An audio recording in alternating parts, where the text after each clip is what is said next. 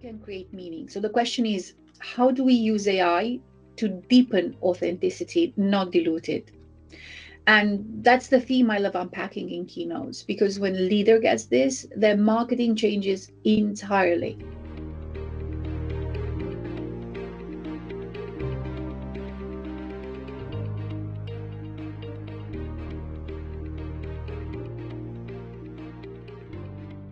Well, it starts by making responsibility visible. This is where the biggest challenge is.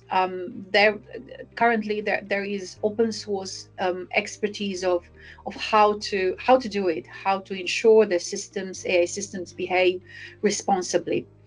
But the reality is, policies could end up being buried in a handbook. So what companies need to be doing is make those lived practices. That means training, yes, it's very important. There's a lot of focus on training, but also psychological safety. So people feel not just empowered to question AI, also have a choice not to use it, and being empowered to be at the best when using AI. I often run workshops where we simulate real world dilemmas, procurement, marketing, ops, and ask, what does responsibility look in here in this context? And that's how you turn theory into culture, by bringing people in and allow them and empower them to be part of how AI is changing the workplace. And that's what responsible intelligence help companies build.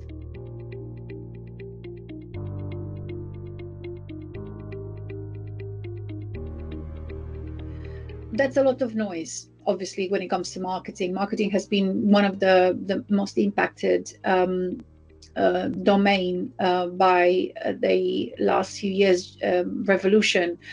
Think hyper personalization, synthetic media, predictive analytics. But the reality is, the real trend is, I would say, human resonance. I see marketing sitting casually in between business and art. And if that's the case, the output of marketing has to resonate with us, with the humans. And we see that we're entering an age where AI can generate content. Like, it's a bit intimidating to see how much synthetic content internet has at the moment, and we're only just started. But you know what? It's only us that we can create meaning. So the question is, how do we use AI to deepen authenticity, not dilute it? And that's the theme I love unpacking in keynotes, because when leader gets this, their marketing changes entirely.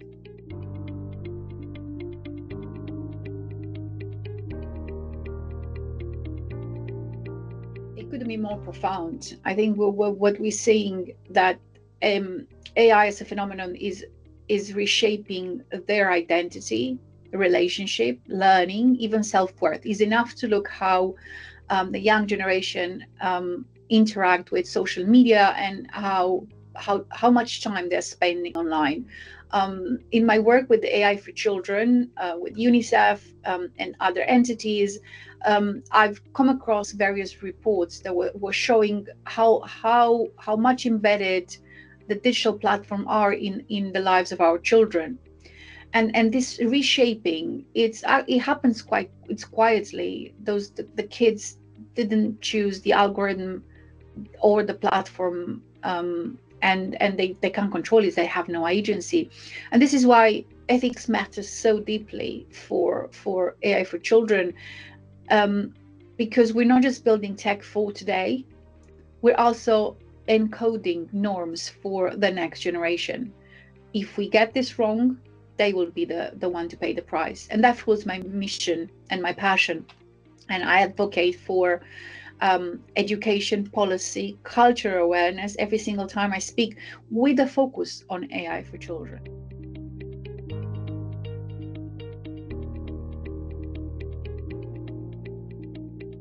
That we have agency and we have control. And I think this is what it's not as clear when you open the newspaper and you read the latest interview of a tech guru. AI isn't something out there. It's in the system we use, the decision we make, the culture we shape. And I would very much want the people to walk away not just informed, but activated and empowered. Why not? That we have still control on our side on how to use AI to work for us. And if a company wants to go further beyond the talk, that's where responsible intelligence come in, because this is just a keynote. It's a movement on how to make AI work for us as individual and as a collective.